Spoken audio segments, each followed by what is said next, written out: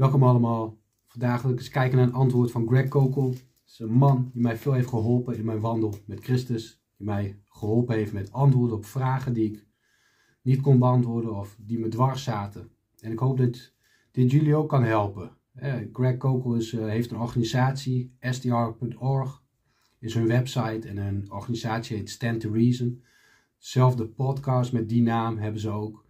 En #STR Ask is ook een podcast van hun. En daar geven ze antwoorden op vragen die christenen hebben.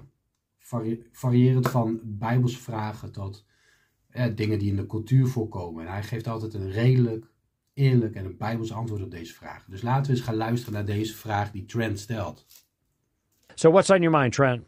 My question is, if I'm having a conversation with someone who's LGBTQ, have same-sex attraction specifically, Okay. and I'm able to convince them that, hey, the biblical sexual ethic is correct.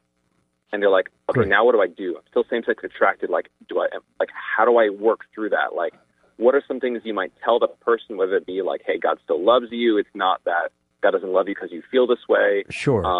Celibacy, what are the things that you would tell them, like maybe from a pastoral kind of style, like trying to... Even stoppen. Dit is ook goed om zelf, als je zo'n vraag hoort, eens pauze te zetten. En hoe zou ik deze vraag beantwoorden? En om dan eens te luisteren naar iemand anders. Een andere christen, hoe die deze vraag zou beantwoorden. Dus laten we verder kijken. Maar misschien kun je voor jezelf al nu eens in je hoofd hebben van... hoe zou ik deze vraag beantwoorden? En ben je na dit filmpje daar nog steeds content over dat antwoord? Help them encourage Sure. Okay. The answer is easy, but the application is hard. Sure. And Christopher Yuan, Y-U-A-N, has written about this. Christopher's book on holy sexuality. And what Christopher says, now Christopher is a same-sex attracted individual. He doesn't identify as gay, like a gay Christian. He came out of a gay lifestyle, a very radical one, and his biography talking about that is titled Out of a Far Country, written with his mother, who prayed him out of a far country when he was in prison. Simply put, what Christopher focuses in on is what any Christian, regardless of the nature of their sexual attraction, has to do, and that is to live a holy life. It is not.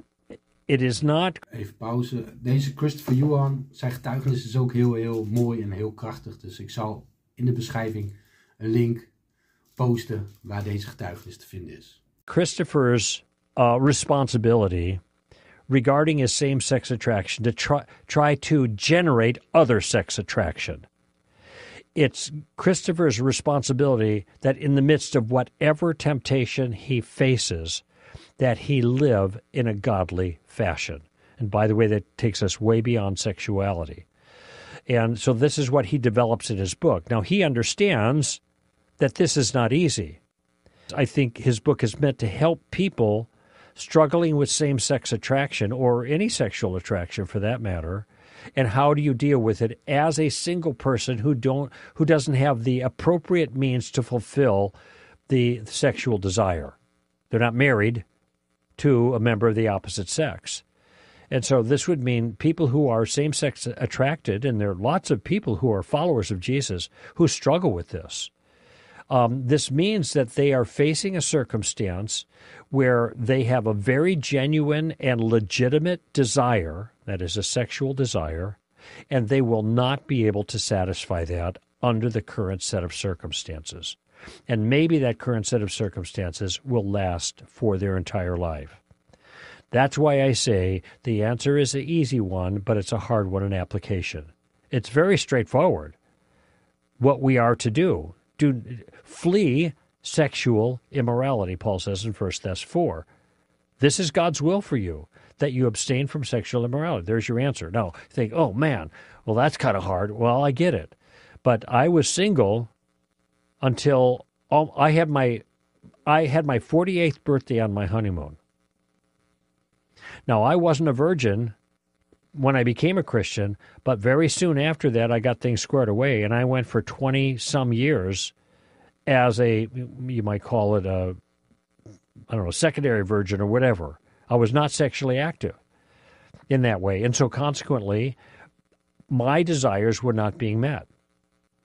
So when I make this, offer this counsel to someone who's got same-sex attraction, I am not asking them to do anything different than I would say to a heterosexual attracted person who wasn't married. Precies. En ik denk dat het belangrijk is om erbij te zeggen, is van ja, we hebben allemaal verlangens en gevoelens waar we eigenlijk gewoon nee tegen moeten zeggen. Zoals Koukl dat ook aangeeft. Het is niet alleen mensen met homoseksuele gevoelens, maar ook als jij niet getrouwd bent. Als je het goede wil doen, moet je ook nee tegen bepaalde gevoelens zeggen. Dat is niet makkelijk. En dat weten we allemaal. En ik weet het ook. Elke dag moet ik nee tegen bepaalde dingen zeggen. Ook in mezelf.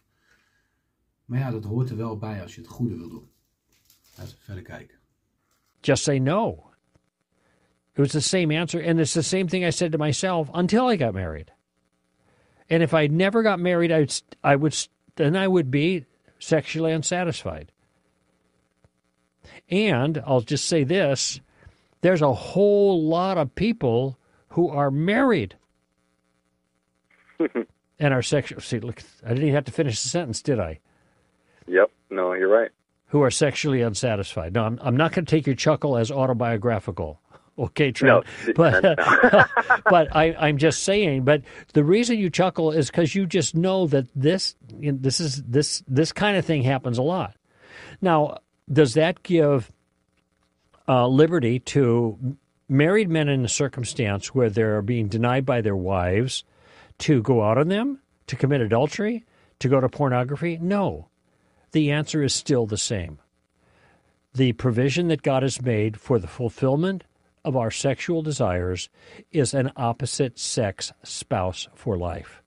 And that's very clear you look at 1 Corinthians 7, first 4 or 5 verses. I mean, Paul is so explicit there.